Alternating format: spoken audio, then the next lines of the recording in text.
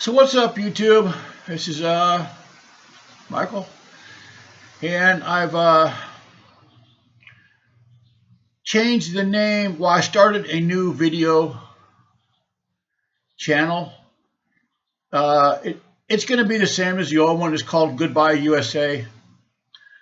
When I started my first YouTube channel, the other one, LIVE.RICH.CAMBODIA. When I started the YouTube channel, I was unaware when I was filling out the thing for the YouTube. I put that my home address was in Cambodia, which is where it is, and they call on the they need a phone number to send a message, like to make sure it's not some kind of a scam thing, I guess. Anyways, so I gave them my Cambodian phone number, and they sent a message, and then I put the code in. And come to find out, that's not really the right way to do it.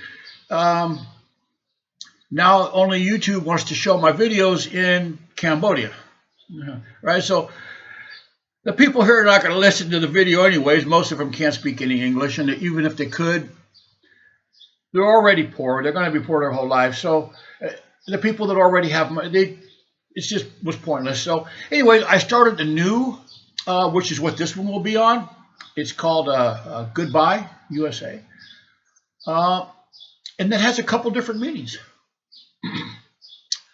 For me, it was Goodbye USA because I didn't want to live there anymore. I decided that a long time ago. When I was on my 50th birthday, I was living in the USA in California, and I was working at a machine shop as a machinist. I learned how to weld and run lathes and do the CNC machine thing. And anyways, I was working in a machine shop 8 hours a day. And then I had a business, side business that I was doing property management. I was taking care of rental houses, taking care of, doing whatever I had to do, because California is very expensive to live in. And I lived in a nice, really nice house. And to be able to live alone, I was living alone. I had girlfriends and stuff, but I wasn't married. Single income, just myself. And I liked the nice things. I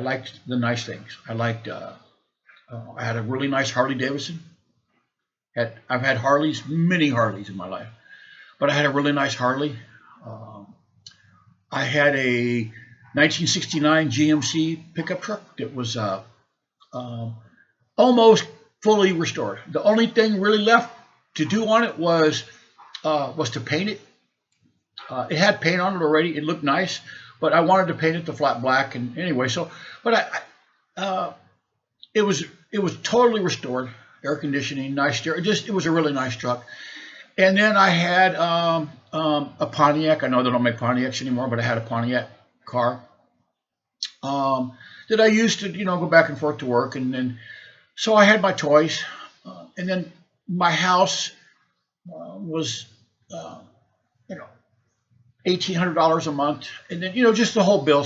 So I had to work a lot on the side. I had to do my little side business, and which was cool. I was fine. But anyways, on my 50th birthday, I got up and I was 50 on that day. I went to the bathroom, and I looked in the mirror, and I talked to myself. I had a nice long talk with myself, and I said, "Brother, you got to make everything you can," because I was watching retired people around me, people that I know that are retired, that were living off of Social Security and just whatever savings they had, still paying a mortgage on their 30-year mortgage, still paying the mortgage, paying off student loans, and the insurance and the Medicare part, whatever. And I would listen to them. I would talk to them. I was going to the gym, and I would see them at the gym, and they would tell me how difficult it was. And I decided then that I was going to stop working at 62. So I had 12 years. I had 12 years to start making a plan. So I started looking. First, I was going to go because I've traveled a lot. I've been to Belize. I lived in Panama for a while. Uh, Different places. I looked at Portugal. I looked at Belize. I looked at, obviously Mexico's out of the question. You know what I'm saying? I don't want to get kidnapped, so Mexico was out of the question. Just different places that I could go and enjoy the rest of my life like I'm doing right now. So, and long story short, I ended up choosing Southeast Asia, Cambodia. And I made a plan. And I saved all the money I could. All my vehicles were paid for. The only thing really I had to pay was for my house and, you know, the utilities and all that stuff. And you know, I didn't need medical insurance because I'm a veteran. So I got the VA thing. So I decided I had to get out. And I decided that then. I decided when I was 50. And then as time went on, I ended up meeting my current wife through a Cambodian friend of mine in California. And started coming over here, saw what it was like, saw how it's a third world country. I saw how poor the people were. And I saw that you could go some places like where I live, and it's really nice, but you get out of this subdivision, boy, it's something else, you know. So a lot of people just stay where they're at. Okay? They just stay where they're at. So I've here recently started this, you know, YouTube thing. I taught English here for a while, really easy. Teaching a language, excuse me, that you've spoke all your life and that you've written and written all. It's just, to me, it was so easy. It was just, you know, and the money that they will pay for a foreign teacher is nice for over here. It's way more than they pay the Cambodian. It's just way more. And you don't even have to, for the teachers here. They require a 2-year teaching. You know, they have to go to university for 2 years. I think it's a bachelor's. But anyways, they have to go to university for 2 years. I did not. All I had to do was get a certificate, and I have a government work card, which allows me to work here legally. And I just try to teach students, you know, words, airplane, flower, umbrella, make sentences with it. It's just, you know, teaching them grammar and you know, don't, can't, you know, all the grammar words. And then I taught some math, just basic math, multiplication, you know, addition, just basic math numbers, because the Cambodians, they speak Khmer, and their Khmer numbers are totally different. If you want to look it up online, you can look at their language. It's very letters are like in like some kind of a design or something. I don't know. Anyway, so I taught them math, but I said goodbye to the USA. I said goodbye. And now with this channel, I started a new channel. I put in my address from the USA. I still have a USA phone number. I've had the same phone number now for, oh my God, it's got to be close to 25 years. I don't know, 20 plus years. So, and I just pay online. I just pay to keep that phone number open. I pay T-Mobile. You guys know T-Mobile. I pay T-Mobile only for voice and text. But I don't use the text because obviously I'm not going to get it. But I can still get my voicemails. So they sent a code. YouTube sent a code to my voicemail in the USA. And I got the code and I put it in, and my computer, my phone, everything, everybody thinks that because I use Surfshark, promote Surf. I'm promoting Surfshark, and they're not paying me to promote them. Very good VPN. They're not paying me any money. Obviously, I don't have a lot of viewers. So anyways, so now hopefully this video will go to the USA. But when I said the channel Goodbye USA, it has two meanings. It has a meaning for me, which is Goodbye USA. I don't live there anymore. I don't want to live there.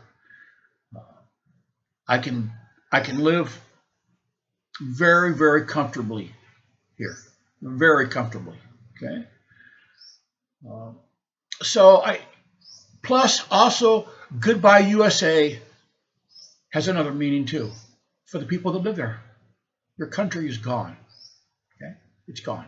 It's still there. You still live there, but your country is gone as you know it, and it's getting farther and farther away from where it used to be. So, I'm 67. I saw how it used to be, and I saw what it was heading towards, and I saw what it is right now. Right? Look at what it is right now. After I met my wife, I went to I couldn't just leave the machine shop whenever I wanted. I got 2 weeks a year vacation. Excuse me. I got 2 weeks a year vacation, but that's not a long time to come to Southeast Asia. The airplane takes a couple of days to get, and your brain has to, because it's on the other side of the world, and night over there, night over here is morning over there. So I decided to change careers, and I went to a truck driving school in Modesto. Excuse me. I went to a truck driving school. Sorry, everyone. I went to a truck driving school in Modesto, California. Got my truck driver, got my CDL. Truck driver, you can stop whenever you want. They don't like it, I'll just change companies, which is so I could come over here back and forth a lot. And I was actually living in St. Paul, Minnesota, driving for FedEx Ground over the road. I would go, my route sometimes was from St. Paul to Rialto, California, which is near Los Angeles. Sometimes my route would go from St. Paul to Charlotte, North Carolina. Anyways, I was living in St. Paul in 2020 when the whole Floyd thing kicked off. I was living there. And even St. Paul, which they call the Twin Cities, is outside of Minneapolis. I could see from the terminal, I could see smoke rising from the city. I saw all the windows boarded up in a lot of the markets around where I was, around the terminal where I stayed at. I saw it, and I thought, man, you guys to get out of this place. This is crazy. This is insane. I don't want to live like that. And I saw in 2020, I knew I was making the right decision by saying Goodbye USA. And not only is it Goodbye USA for me, but it's Goodbye USA for everyone that lives there right now. So I'm going to make a thumbnail that's going to say, don't worry. It's going to say, don't worry. I mean, don't worry. Right? The government and the police and the military, they will take care of you. Right? They're going to take care of you. And I don't know what they're going to do. I don't know. They know, but I don't know what they're going to do. I'm afraid they're going to close. They're going to close it down. They're going to create enough chaos that they're going to have to call out the military. There's 20 million. I don't even know how many millions of people in the USA that they don't even know are there. They've come across the border. Those people do not care about your life. They're going to harm you. They're going to steal from you. They're going to harm your children. They're going to drive without insurance. They're going to drive in tires.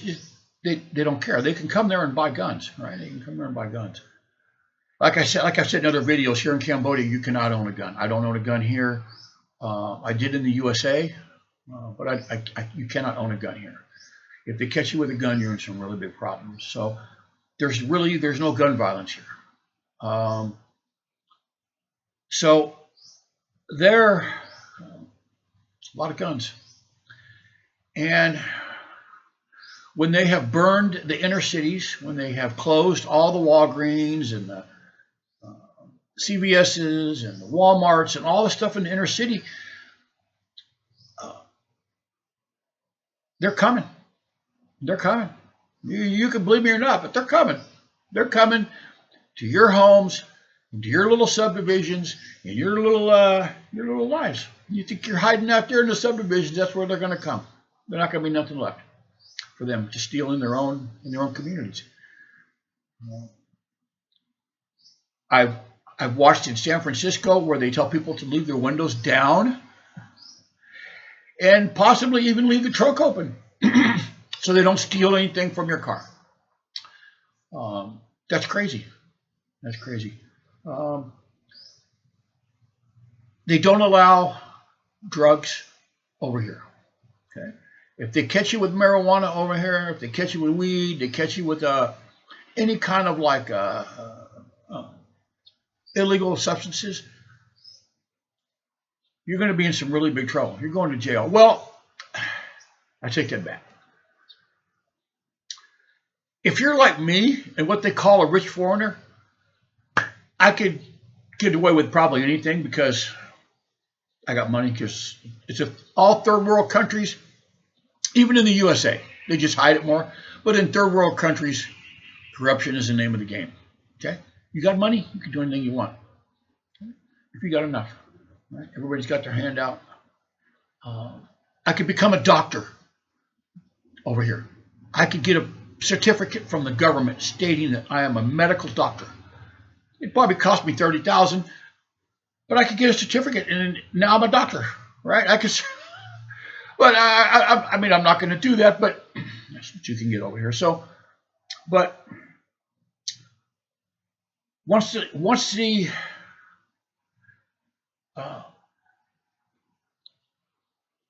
cities, the inner cities, the liberal cities, the blue cities, whatever you want to call them, once they have completely burned those places out where there's no shopping, there's no place, there's nothing else to steal, they're coming for you. And people say, well, I'll take care of my family, I got a gun. What are you going to do when your wife needs to take the kids to school and somebody follows them home? And I don't know, You don't have to live like that. Okay? You really, really don't have to live like that. Like I said, you don't have to come. If you want to come to Cambodia, I'll leave my email address. I have an email address. If anybody has any questions about what you need to come here, give me a call or give me send me an email. I'll answer your email. You can leave it in the comments. Just an example. I'm just using this as an example. Okay. If you sold everything you have, well, your house, your cars, everything inside, like I did, you sold everything. I don't even have a pair of shoes in the USA. I have nothing. I sold everything. Everything. If you sell everything you have, and come over here to Cambodia. Let's just say, for example, you sold everything and you had in the bank in the USA $285,000. I'm just using that number. You come over here, I pay $78,000 for my house. Cash. I paid $78,000 for this house. I have no mortgage. No homeowner's insurance. The whole house is made of cement and bricks and metal. There's no wood except for the doors and the cabinets. That's all this thing is. Even my roof, I paid extra, and I had a cement slab on the roof. Okay, it is a lifetime roof. It's a 4 or 5 inch cement slab. I don't have to worry about replacing the roof. They don't have earthquakes here. They don't have tornadoes. Don't have any kind of natural disasters. So there's really nothing in my house that could burn, I guess. Maybe maybe the drapes. I don't know. So anyway, I don't have any homeowners insurance. I don't have any medical insurance. I had a hip replaced over here. Okay, I went to a 5-star, like a hospital. They specialize in bones and stuff. I don't know whatever. The doctor spoke perfectly good English. He speaks French. He speaks Khmer, which is our language here, and he speaks Thai. He was a very good surgeon. I had my hip replaced, new metal in there. Was in surgery. Got a private room. I spent a week in the hospital. Surgery, everything. Like I said, private room, nice private room, had a refrigerator in it. Had like a sofa that changes into a bed for my wife to sleep on because she was there. And it was like $7,000. That's probably what my copay would have been if I had insurance in the USA. Like I said, I'm a veteran. I could have went back to the USA and got it done for free, but I got to fly and stay over there, and I didn't want to do it. I just had it done here. I had knee surgery. I've been sick a few times since I've been here because I'm 67 and you just get sick. I don't know. But the medical care over here, if you have money, you can go to a really nice hospital. I mean, just really nice hospitals. But you got to have money. So, anyways, if you came over here with $285,000, man, you could buy yourself a nice house for $100,000. Buy a car, a nice used car for another, I don't know, $12,000, $15,000, depending on the model you want, maybe more. I wouldn't buy a new car over here because the roads are so shot out and people drive crazy and nobody here has car insurance. You don't have to have car. I don't have car insurance either. So I bought an older, 10 years ago when I was coming over here, I bought an older Lexus RX 300, 1999. I've had it painted. It's nice. It's a nice car. It's okay. I don't care about it. I don't need a new car. But got a couple of motos. We're cruising around around here. So, anyways, that would still give you quite a bit of money in the bank. And the banks over here pay good interest for U.S. dollars deposited. So they pay good interest. And like I said, anybody with two brain cells to rub together can teach English if you wanted or work online. I do work online.